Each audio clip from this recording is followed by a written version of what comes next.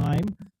We've only got three of us speaking, and Ellen being the first respondent, but feel free to come to mic and add your thoughts. So with that, actually, I'll like to turn to Audrey. No, like to turn to Audrey first, and to get us started, actually, from perhaps the government perspective and from Taiwan, what the challenges may be in terms of sustainability and the eco-friendliness of the internet infrastructure, and how policy interventions may be useful or not useful for addressing these type of issues. So over to you, Audrey, for the first remarks. Sure, and thank you. I'm really honored to be here, and I'll just share a few short remarks and looking forward to more Q&A. In Taiwan, of course, we're committed to net zero emissions by 2050, like many international partners. And our ICT industry have committed on that too. I think some of the operators, like Taiwan Mobile, have committed to net zero by 2040. And so many of them are doing a lot to counter the carbon and other greenhouse emissions.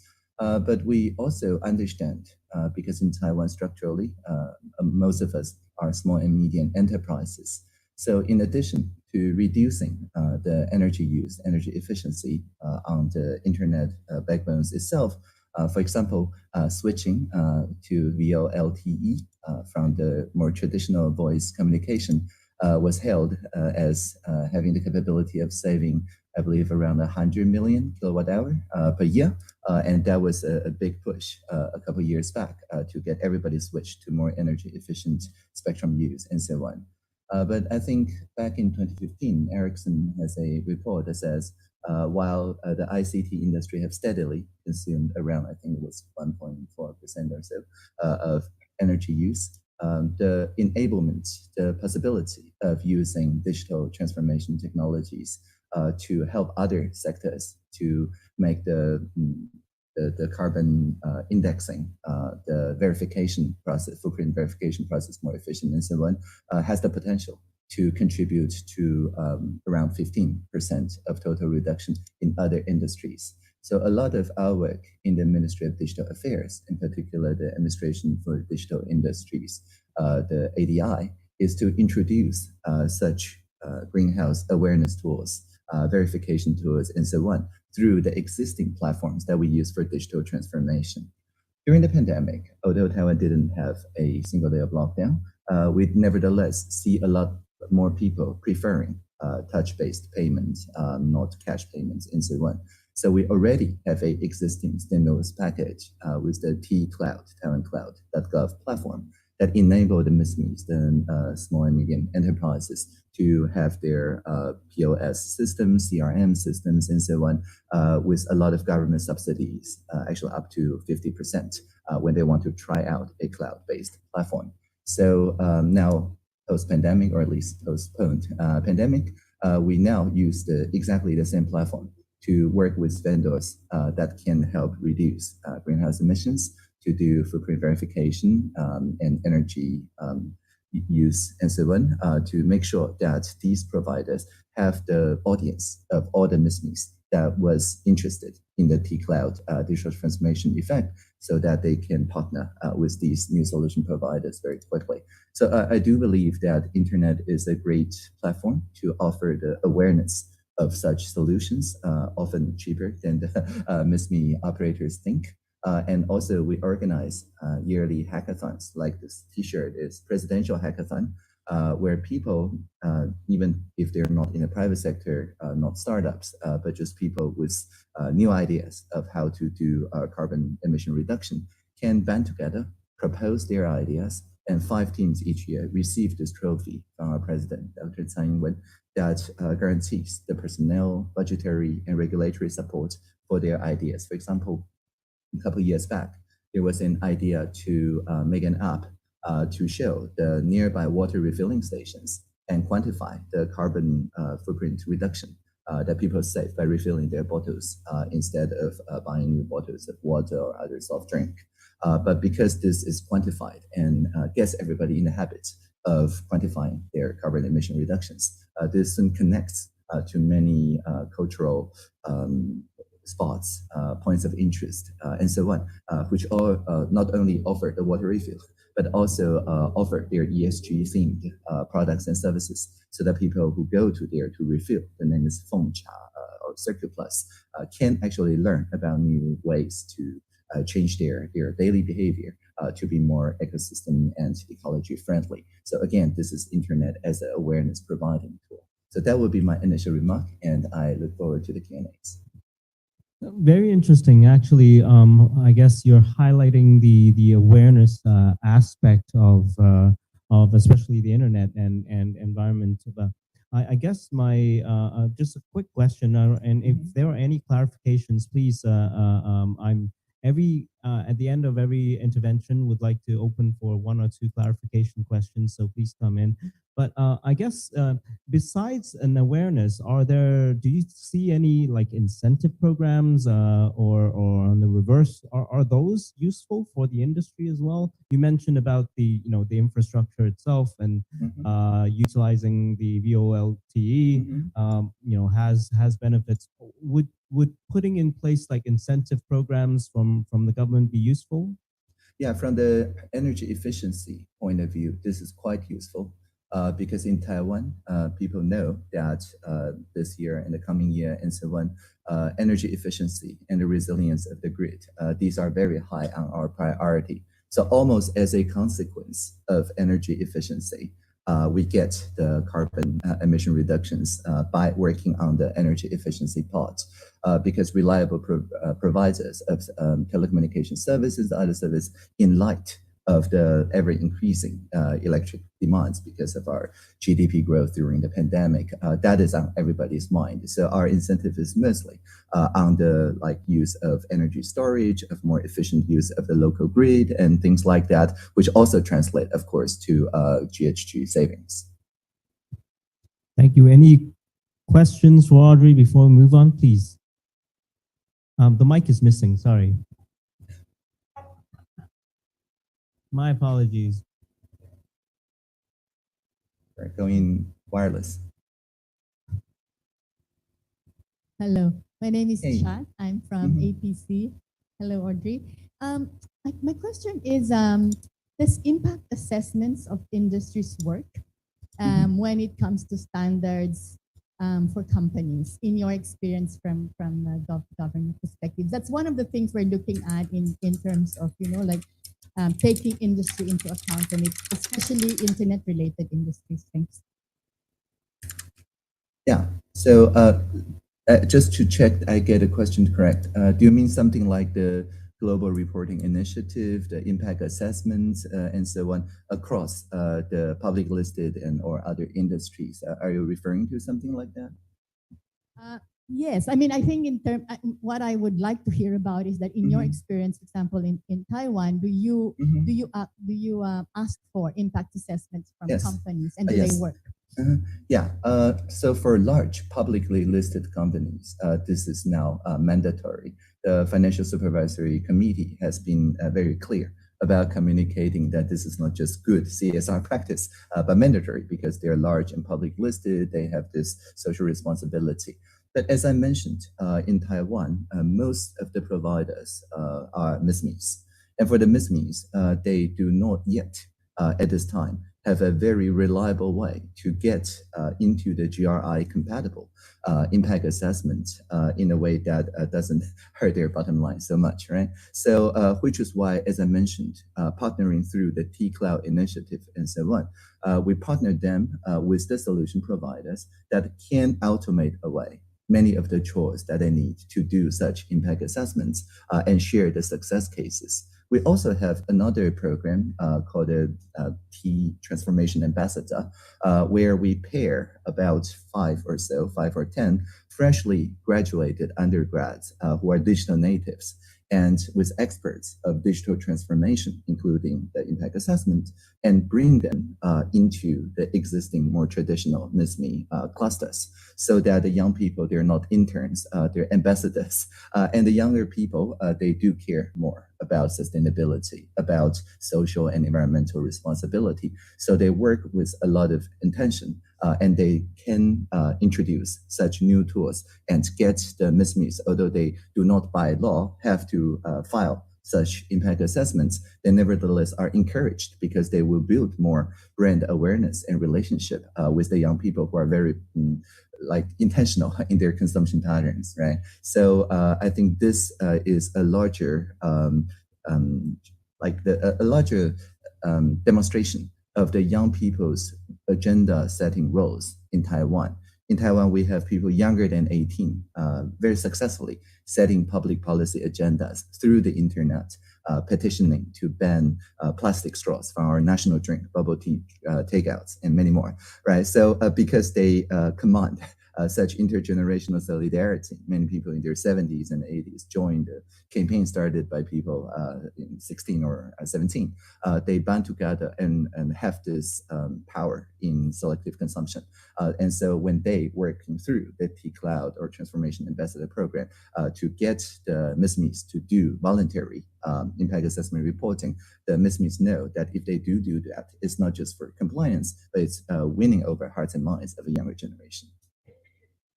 Thank you, Audrey. That's very interesting, and I guess the youth engagement and youth ambassador part is a perfect segue into our next speaker, Jaewon.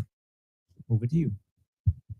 Hello, I'm Jaewon from Korea, and I'm doing a PhD in geography, but also has been active in internet governance. And I think the sustainability and environment has been still quite a new topic in internet governance. As you can see in APrIGF, we only have this session for sustainability, and in IGF, I think it was from 2019 only that they have to have the sustainability. So I think I'm really glad that you are organizing this session today. And while it is true that everyone knows that a lot of CO2 emission is coming out from internet, but I think we also have to acknowledge that how much it also saves us from having another environmental pollution. For example, by having people attending it by online, we might have actually prevented more CO2 emission of like not taking a flight and everything than actual internet usage of having all the CO2. So for me, I was been always interested in having a not only about the trade-off, but also a synergy so that we can see the whole picture of it. So, for example, we should also think about how do we use this internet and technology in terms of improving environment. For example, in the city that I'm based in Karlsruhe, we are making a digitalized tree map so that using the GitHub, people can actually go into the website and see where are the exact tree located and what are the benefits from the trees are given to the society. Because not everyone will aware of what are the benefits from the trees, and if they do not know what is the tree in front of their tree, they might not think of it as like important. And if they cut the trees, then we also lose the opportunity to capture the carbon dioxide coming out from internet. So also I was been trying to having a project on digitalization of urban trees so that we are planning to have all the QR code in each tree, and people can go to the QR code and just see what are the actual benefit coming out from the CO2. Like for example, how much carbon is being reduced and how much water is being captured and everything. Because I think even though like we always think to talk about the negative about the internet, but this is the platform that we can actually also acknowledge all the things that we can do with the environment. Because yeah, like talking about the negative side is also important, but we cannot live without it at this point. So I think it is the time that we get to talk with the interdisciplinary sectors and actually talk what we can do about it.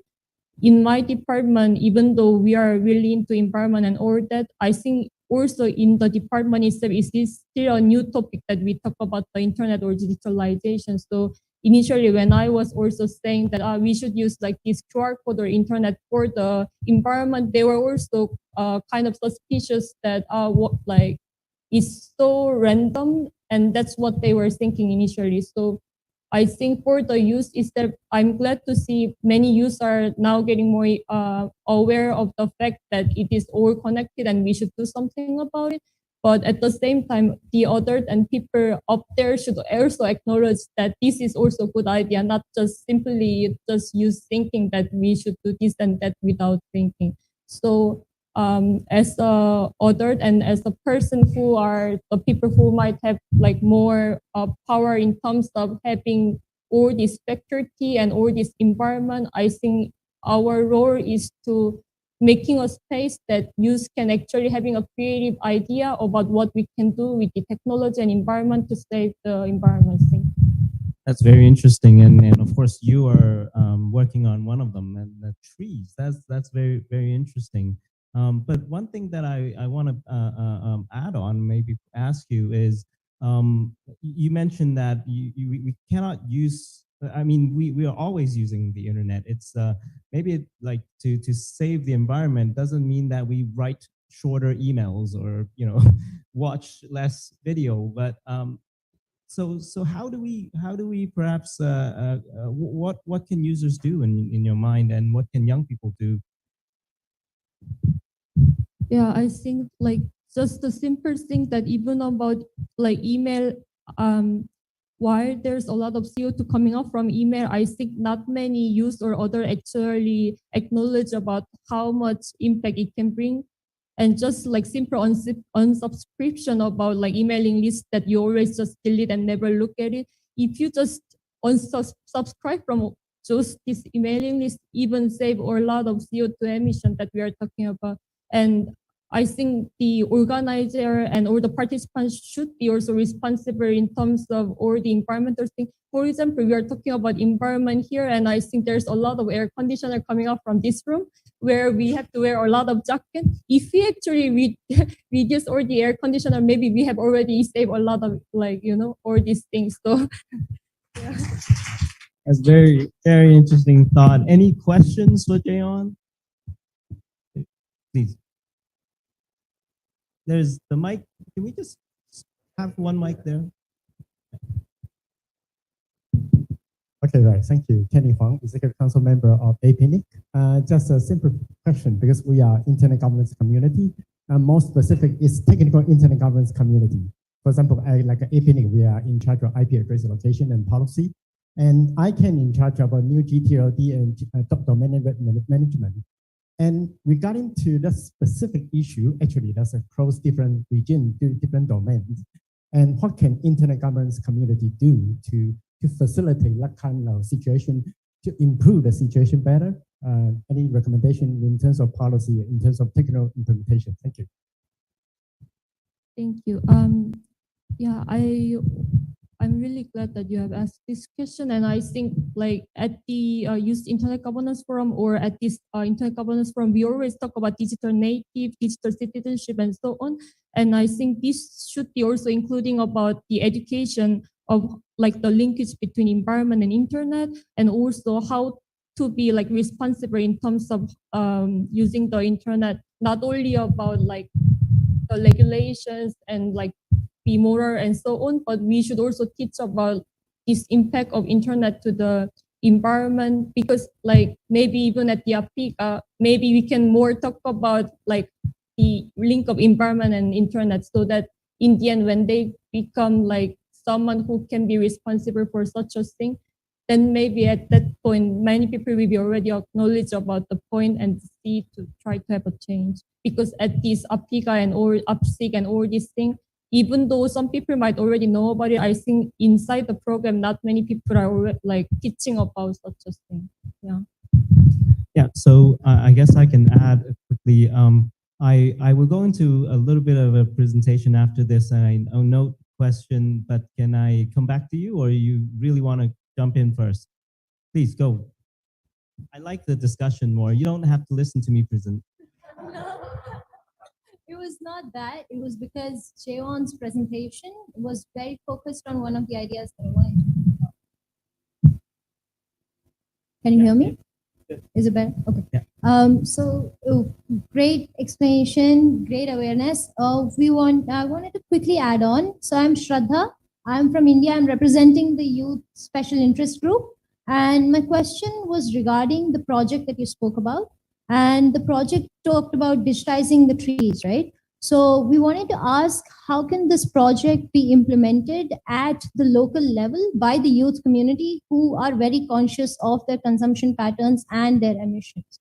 So is there some way we can interpret, and you can expand a little bit more about the project, so we can sort of try to initiate and have a similar discussion at the local levels in our respective communities?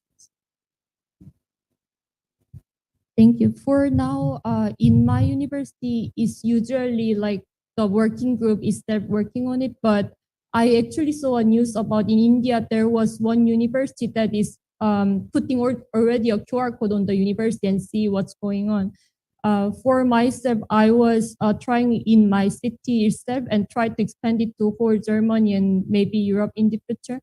Yeah, but I think it wasn't the first time that people are trying to do so, but I think it's also people should be taking like all the effort and time consuming. So I think it's only when like youth are really willing to do so, because someone cannot just go and say like, please put the QR code. But I think it's excellent idea that we can implement it together so that we can also share information about it. We should definitely have an open standard for that to talk of. Did I see another question? And can you get the presentation on? I see my clicker is actually over here. So apologies. Was there, you want to after, but I guess it's a good segue into Kenny asked a question, and also these initiatives. One of the things that I wanted to talk about is our work at .Asia on the EcoInternet Index, and that's actually an attempt or an effort to try to talk about this on a governance level. What we have done is last year we worked together on a pilot, and I'll introduce a little bit, and to really start the discussion, because whether ICANN or registries or registrars can actually do something. I think there's something to that we need to do, but we need to figure out the right narrative to start with, and this is part of the work. So we're very glad that HBS, from Hong Kong, actually HBS is from Germany, but they have a Hong Kong office. Some of the people are in the audience now. Really grateful for their support, and also the support from APNIC Foundation to actually work on the project that this little tiger here is something that .Asia started to work on in 2016 when the Sustainable Development Goals were put in place. We started to look into sustainable development related to internet and also related to Asia, which is what .Asia does, and therefore the little tiger.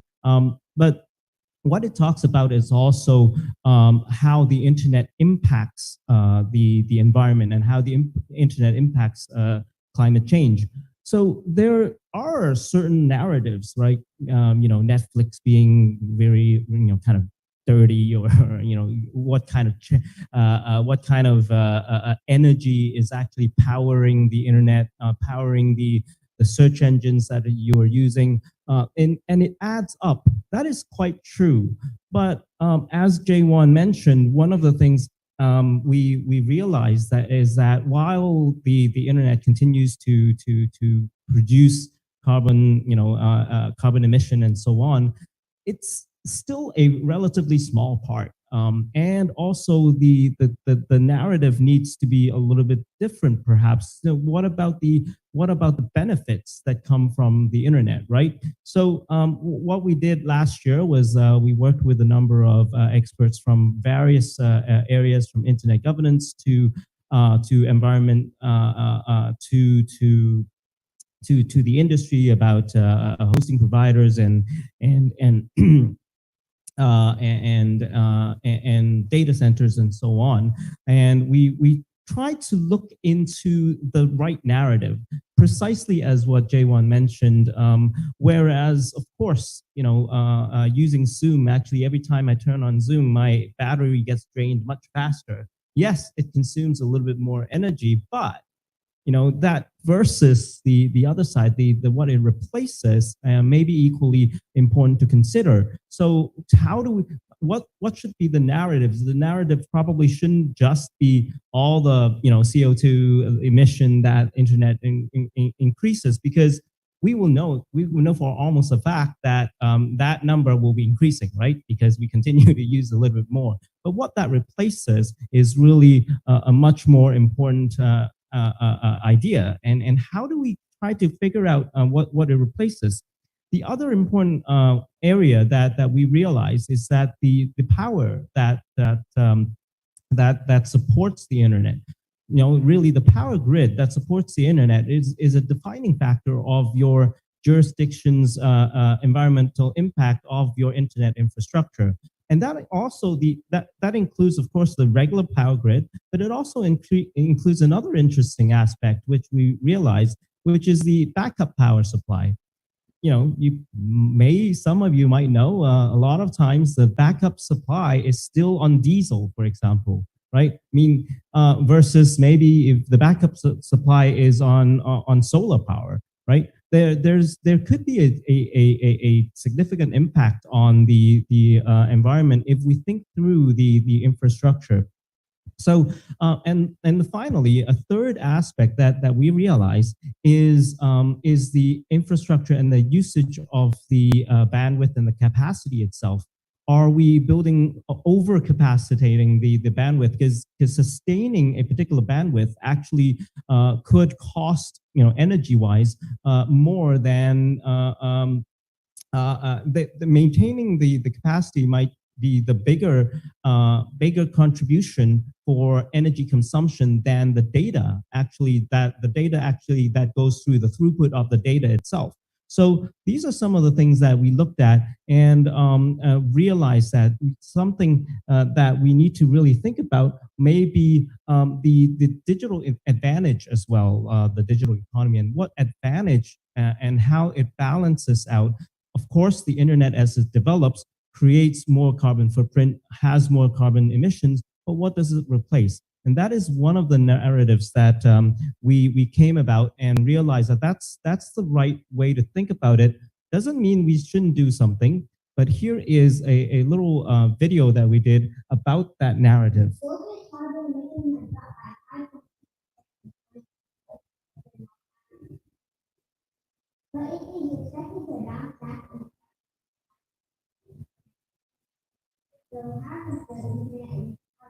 What is the carbon footprint of the internet?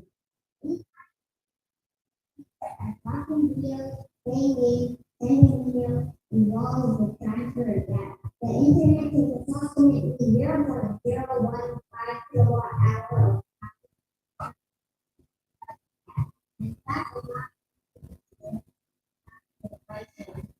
however, this carbon dividing in the same month of what and we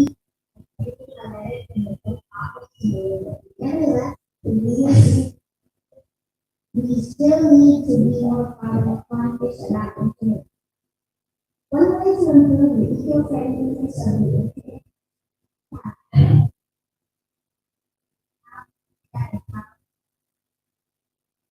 or locate EcoInternet.org. Do more, waste less. This is one of the narratives. It is an important thing to become more conscious about internet. How do I now can't click to the next slide. Thank you. So one of the things is of course the internet usage, and what we have looked into is also, if you look at when you set up a, sorry, I was distracted a little bit. Let me roll back and say, so when we were looking into how we then measure the climate change impact of internet infrastructure, and we want to be able to compare between jurisdictions like in Hong Kong versus in China versus in Taiwan versus in Korea Japan, and so on. One thing that we quickly realize is that, obviously a larger country versus Hong Kong or Singapore, it's hard to compare, right? But not only the population, but also the internet population. So one of the things that we looked into is how do we create a kind of index that would be able to compare between different jurisdictions. And this is one of the challenges that we have worked on. And in the last year, we put together a pilot study that looked into multiple areas, multiple factors to create an index that basically, of course, it looks into the per user usage and contribution to carbon footprint, and also the usage of energy. So there are three axes really in the pilot study that we did last year. One factor is the digital economy versus the carbon footprint of the internet. Here you have a study basically comparing how much of the old economy, the internet economy or the digital economy is replacing versus the increasing the internet carbon footprint. So on one hand, yes, the internet might be increasing in carbon footprint, but does it replace certain old economy, which is much more carbon heavy? So this is one axis of the study. Another axis of the study is, of course, the power grid itself. And again, this forms a very important part of it. And the renewable energy component of the power grid is another axis of that particular jurisdiction. The third one is kind of interesting and relates a little bit to what Kenny mentioned, and it relates to the more directly to the internet governance ecosystem. And it actually looks at the internet exchange in data, and also the data that is being transferred between countries and the capacity. What it looks at here is to see how much capacity a jurisdiction has and the variance of it. Because if it varies a lot, for example, the peak hours are really high, and at night there's really low usage. What that means is that the capacity is built up very big and consuming a lot of energy, but it's not fully utilized, right? If the variance is big, it's less fully utilized, and therefore it's actually less eco-friendly. So this last component is actually interesting, and together, basically, we came up with. We looked at 6 jurisdictions around Asia, and the scoring is not the important thing, but although it's kind of interesting to see Japan being a little bit ahead, and Hong Kong being really bad, and so on. But that is not the key issue. What we think we came across is with these 3 axes, what we looked at is it's possible to compare different jurisdictions that may be large or small and look at how the components are really contribute to the eco-friendliness of the internet infrastructure. So I'll kind of, this is the last, oh, there's one more video if I have enough time. This is 2 minutes, if you would allow me, and then I'll end. So this is another video based on those findings.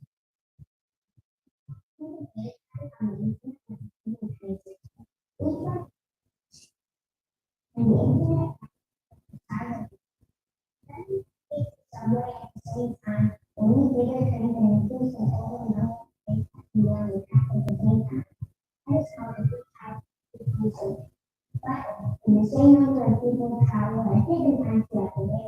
We only need smaller trains and also less number of trains at the same time and still get everyone to their destination.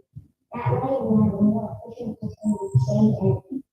Same for the internet. When we better utilize the capacity of the network by using and sharing connectivity with top-notch hours of internet traffic. For example, data downloads, mass email, etc. You may think that changing only your habit may not have a big impact, but imagine if all the internet companies and maybe become carbon conscious. Together we can make a big difference. The internet has a carbon footprint too. Together we can do more with the internet and voice less by more and more efficient use of network infrastructure capacity. Consider to use more renewable energy resources too. Therefore, locate EcoInternet.we do more, waste less. So this is the really the end, and this year we're looking to expand the study. Last year it was a pilot study for just 6 jurisdictions as a starter. We're looking to expand to about 15 to 20 jurisdictions, and hopefully by the end of the year we'll have some more numbers to show and some ranking. Ranking to start off with is a conversation starter. Let's not make it an absolute who's the better. But over the years, I think if we consistently do this, we can see certain trends that may be useful for the right narrative to talk about this issue. So that's sort of where we are, and I see people lining up. That's great. Please come on ahead. Hi, Edmund. Chris Buckridge from Ripen CC. Thank you for this. I wasn't aware of this study, and it's really good to know that you're involved in this and working with the APrIGF Foundation as well. I think it's really valuable work. And I'm coming at this very much as a non-expert in this field particularly, but there's been some really interesting commentary I've seen recently from a Dutch researcher named Rudolf van den Berg, who used to be with the OECD. And one of the points that he's been hammering quite hard, and I think he's doing some more formal research on this at the moment, is that the links between energy usage and bandwidth, or energy usage and the amount of packets being pushed through the pipes, is actually quite problematic. And a lot of the governments, but also a lot of the other sort of groups who are talking about this are actually using the wrong metrics or a wrong understanding of those relationships.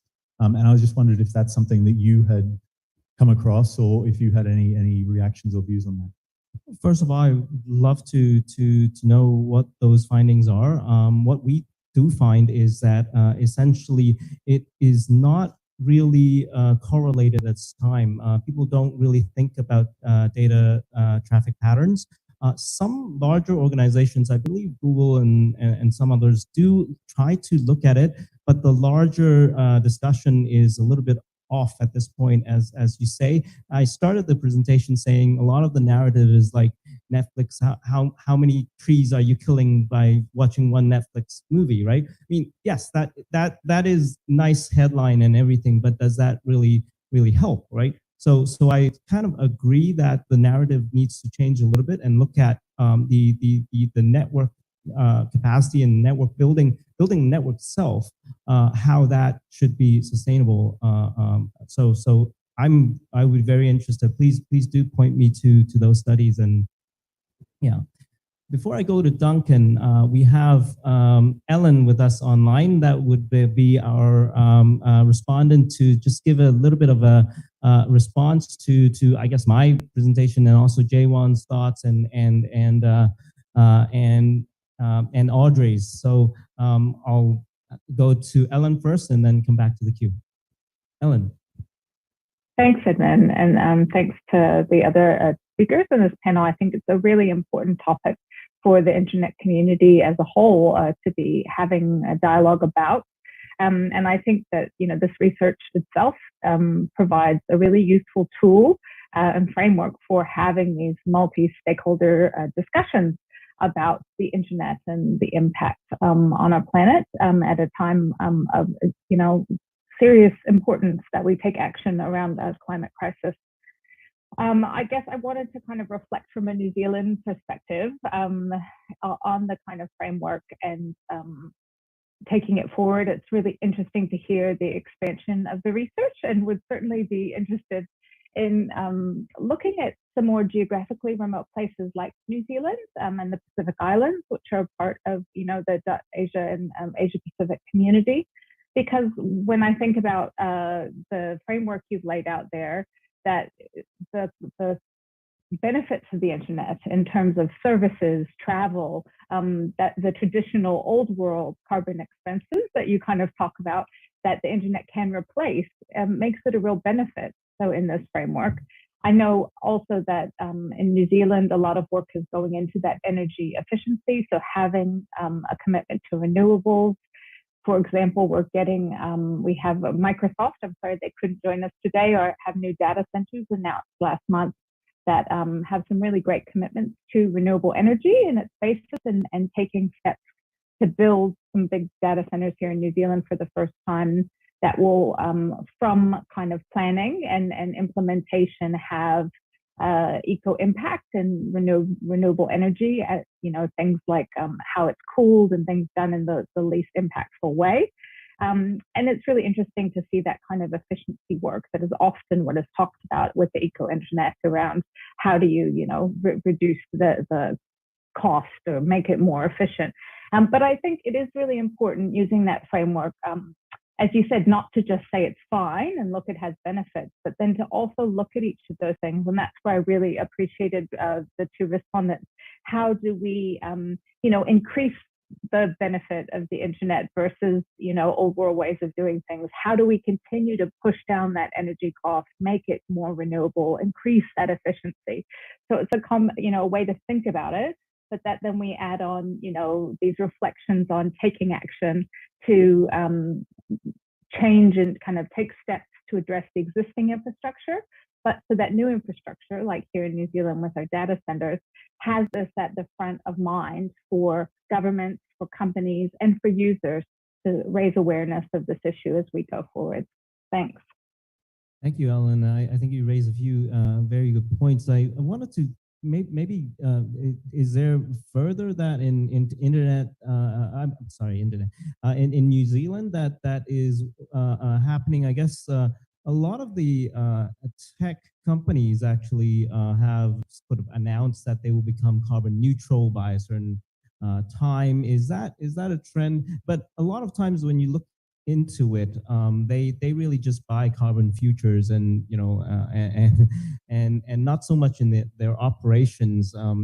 But I guess the question is that a trend in New Zealand? You also mentioned that there are some activities. Certainly, yeah. I mean, I can speak to the data centers I talked about Microsoft with you. I mean, I think there are questions about how it's implemented.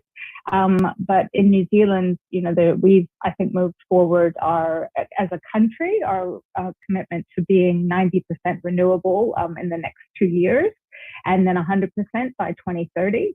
But I know that, the planning around these new data centers has included things like the data centers being using air cooling, being water free, thinking about different ways for sort of 100% carbon free energy from the day they open as a cornerstone of it. So I think that there are, good practices coming into play with some companies, but it's worth kind of, unpicking those, understanding those, and sharing best practices and the questions amongst the internet community. Thank you. And Audrey, just to let you know, I am looking at the Zoom room. So if you want to add, or Ellen, if you want to add on any of the questions, please put up your hand and I'll come to you. And J1, you just need to let me know. But Duncan, we're going to have a question. Yeah, please keep lining up and I'll go through the line. Duncan from the APrIGF Foundation. It's just a quick question about the monster in the room in terms of applications that use it, that being crypto, of course. And overwhelmingly far more than NetSuite,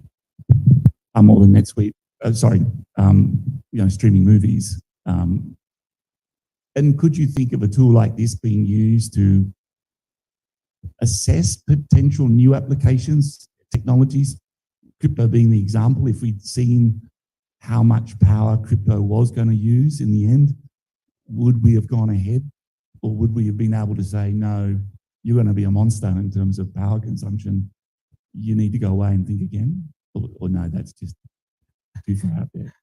I guess it's hard to say, right? I mean, it's almost like we're supposed to build a network with permissionless innovation, and this might not be the right thing, but I think crypto is a very good example. And if we knew about how the network usage and stuff and how the trends actually come in, maybe we might have changed. I don't know, Audrey or Ellen or J1, you want to add anything?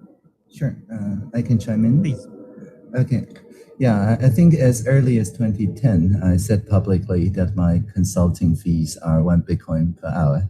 But at that time, the Bitcoin is just around $100 and 200 afterwards. But the companies that work with never paid me Bitcoin. They paid me fiat in US dollars or euros because their accounting systems back then could not support Bitcoin. But I became aware of the carbon emission challenges of the proof of work around 2016. And I said quite publicly around October 2016 that I burned my private keys and would not use this technology again unless they solved this issue. And so I'm looking at the Ethereum merge countdown, which is 2 days and 18 hours from now, where they promised that they will cut their carbon emission, their electricity use by 99% or more. And I think that in the crypto world, there's already a lot of impact certificate, carbon certificate, tradable carbon market, and so on, innovations going on. And it would be quite oxymoronic if the carbon emission that they do by storing these like non-fungible certificates actually cost more in terms of carbon emissions than the actual savings they track.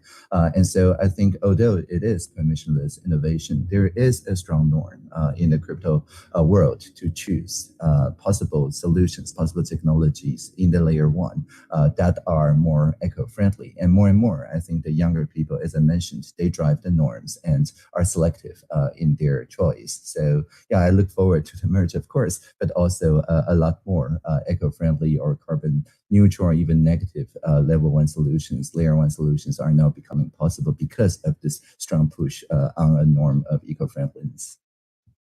Crypto carbon certificates, that's pretty cool. Jay-Wan, or you want to add, or I'll continue to the next person? Yeah, hi, thank you. I'm Dhruv, I'm from Bangalore.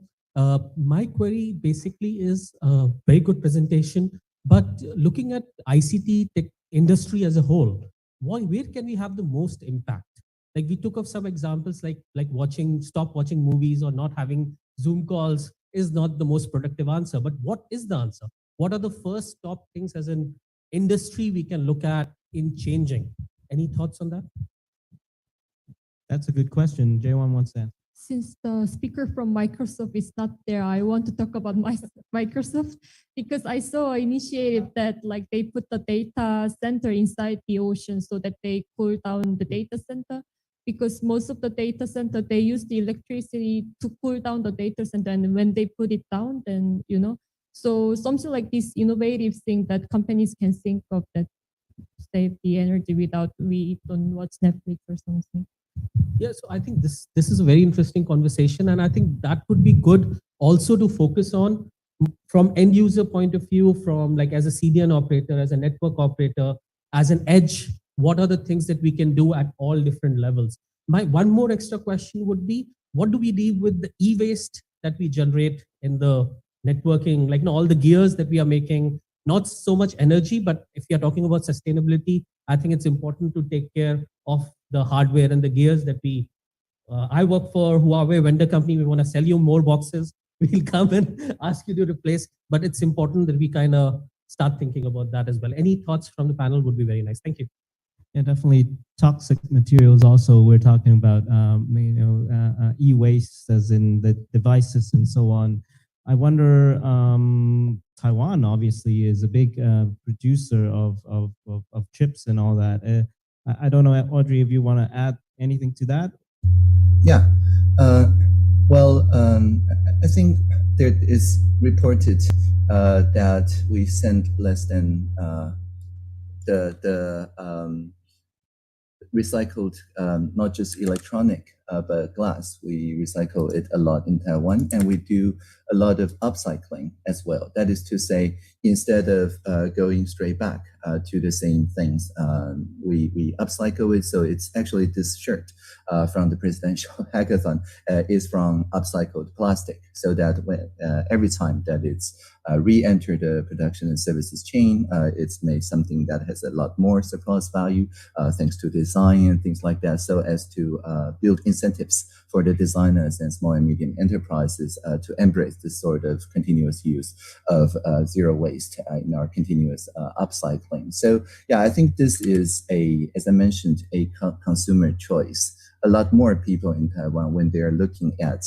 buying a new laptop or things like that, they do pay attention to the labels, to the certificates that these producers put on the box, saying that how much of its shield, its plastic material, and so on are from upcycled or recycled choices. At the moment, I believe in Taiwan, what we're doing is still at the awareness building stage. We're not yet mandating zero waste for the ICT components and personal equipment and so on. But I think with time, when the norm becomes strong enough, we may look at some market regulations that increase the cost of the producers that do not engage in such upcycling or recycling or reusing activities. Thank you, Audrey. It's always great to see a long line, but it's always the time when we're running out of time that happens. But I'll go to the on-site, and then we have an online comment, and I'll come back to the line. Please. Right. Thanks, Edwin. I'll be as brief as I can. But yeah, this is the comment I was going to make after Jaewon's presentation before, and thank you for that. But it's a bit tangential to that, so I didn't want to distract from what you'd actually been saying. But in terms of what positive impacts the internet can have for sustainability, I think a slightly meta but really important point is that with internet governance, we're experimenting and working towards new modes of governance for a resource that is truly global. That's the same thing that the environmental and sustainability governance community is working towards. I think we really need to be mindful of that and work to learn from each other and make sure that we're not missing out on lessons from those two experiences. These are two efforts at governing at a global scale that don't really fit with the traditional modes of governance that we have. And there's an opportunity that we really shouldn't lose there to make sure that we're reflecting each other, learning from each other, building the best global governance approaches and models that are possible. So. Do I hear a call for a multi-stakeholder approach to climate change? Always, always. You know, absolutely. I think, one thing to recognize is these global governance and global resources governance needs to be multi-stakeholder. That's true of the environment. It's true of the internet. So yeah, absolutely. You go to the online question. This question actually follows on from Chris's question. This is from online participant Lena Green. There has actually been much data collected and even models done via ITU Green ICT work and even GSMA. Has this work connected to other work, other findings? I have myself been involved in Green ICT from 2008, and I know there has been much done since then. How can we create a better coalition of creating advocacy and movement? That question will take another hour. No, but seriously, I think it's definitely a very good question. How do we take this movement forward? But looking at the time, I'll take the three on-site comments and questions, and then I'll go to the final note. Just keep it very short. I'll go in the reverse order with Ellen, and then Jaewon, and then Audrey. But first, chat. Yeah, thanks. Just to add on to the point about the e-waste, I think, and also the production, it is, I think, so part of what really struck me with this, what you've done here is the narrative.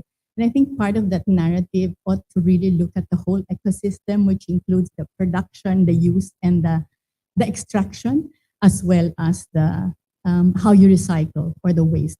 Because I don't think we can separate that. And yet again, the second point I want to make is what Chris said about governance. And I do think that in looking at governance here, and if we're looking at multi-stakeholderism, we need to look at, it's not a new thing. Digital commons is not a new thing. It's one of the narratives or the principle of the internet. When if we look at the resource as a commons, and perhaps it can also help us think of a governance principle around the internet because it has become such an important resource for us. So just to add that to the conversation. Thank you. Thank you. Very, very useful addition. So this is Shraddha from the Youth SIG for the record. And can you hear me? Okay. So I was looking through the EcoInternet Index report, and one of the key things towards the conclusion that it highlighted was the need to drive towards evaluation for appropriate interventions at the local and the community levels. But it also spoke predominantly about energy efficiency, infrastructure, and power grids. And all these three, the youth community feels a sense of detachment because they're not within our control or within something that they can actually tangibly change in their lives. So we wanted to ask if there is a further initiative to study or work towards the directions on what the youth community can work towards or small changes that they can initiate. So one example, brilliant example that J1 gave was unsubscribing from mailing lists that you do not subscribe to because all that data is stored. So something along those lines, if there's a template or a best practices sort of evaluation that you can further add on to the report. So if there is any initiative for that or if you're planning. No, thank you. I hope Jaewon and Audrey can add to this, but you probably underestimate the power of youth. You can make a difference, but don't unsubscribe from APrIGF. Okay? Hi, I'm Amina. This is just a comment, just adding on to what Duncan talking about crypto. There's a decentralized autonomous organization called KlimaDAO, KLIMADAO. They are doing a whole green economy where when you buy a token, they will go directly to farmers, which will plant trees. So I think that is one of, I guess, solutions that we can think of, or like also what Chris has mentioned, local participation in making sure that the internet stays green. Thank you. Thank you. Joyce. Hi, this is Joyce from EcoInternet, and I know, sorry, and the last three speakers, but I just had to butt in. So Dhruv asked, what exactly it is we could do now, at the moment. And I feel like if we kept the discussions at like such a high level, it's very hard to go down into specifics. So I wanted to share APNIC's experience. So at APNIC, we have this program called EcoAPNIC, which I sort of volunteer to run. And basically, we do a number of things. So we raise awareness, in our organization about environmental issues. It may or may not be related to the internet, but it's all about raising environmental consciousness. And then we also do a number of things like looking into carbon credits for our cloud servers, data servers. Also, travel is a big thing for APNIC, especially for the APNIC conferences. And so we also looking into like travel carbon credits. So actually, even at the corporate level, there are a lot of things that can be done, although not the most ideal solution, but at least we have some alternatives to look out for. So I wanted to share these things. Like, we don't have to start big. We can just start small. And if you start at your family level, you start at your corporate level, organization level, I think we could get somewhere, and then it just grows bigger. Thanks. As Aji mentioned, a little bit adds up. And the carbon consciousness thing. So Ellen, Jaewon, and Audrey, to very quick couple of sentences to wrap up. Ellen? Hi, thanks. I think really would just be to hope that we can continue the conversation through, the work of APrIGF, but the global IGF, and I think there's some work going on there I think that there's a lot to unpick here, and high stakes for everyone and the internet. Thanks. Thank you, Jaewon. Yeah, as Joyce mentioned, I think the environmental initiative done in the organization shouldn't be stopped as just as a marketing to look like environmental friendly, but also do something like what Joyce said. In my institute, we restrict flight travel if we can use another transportation like a train and so on. And I think those measures should be more like applied to other organizations. And just as what he has talked about multi-stakeholder, I think when I first went to Europe, it was just because sustainability research are more focused there. But what I also realized is that like technology advancement is much like higher in Asia. So if we can collaborate between like Europe's sustainability and Asia's technology, I'm sure that there are more future improvement that can be happen. So I think since the project is also funded by the German organization, I'm think like just like this project, there should be more projects like this coming up. Thank you. Thank you, Audrey. Yeah, as I mentioned, many small and medium enterprises in Taiwan often think that carbon footprint verification, the total accounting and so on is very time consuming, expensive and so on. But that's precisely where the software and services delivered across the internet can help them. Back in May, when we ran the Asia Pacific Social Innovation Summit, the APSIS, we tried doing the whole carbon accounting for the footprint for the entire event, including the online part and the travel part and everything. And it wasn't hard because of the technology providers. So I think my last remark is that it's not difficult, whether it's through a decentralized autonomous organization or whether it's from a local user group, a community and so on. It's not difficult to find someone who can help you to assess the carbon footprint of any activity, including this panel we're having. Thank you, Audrey, and thank you so much for everyone for joining. As I mentioned in the beginning, the intent of the project that .Asia is working on is to start the conversation.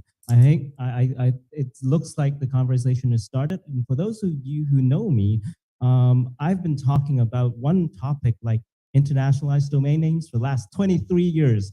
This is one of those topics I think that it will be a journey. It's not, we're not going to solve this issue next year. This is another one of those journeys that we will need to get everyone on board to continue to walk forward. So this is the start of the journey. Hopefully this is the start of the series that will come back to APrIGF and IGF and other NRIs to talk a little bit more about every time. So thank you everyone for joining.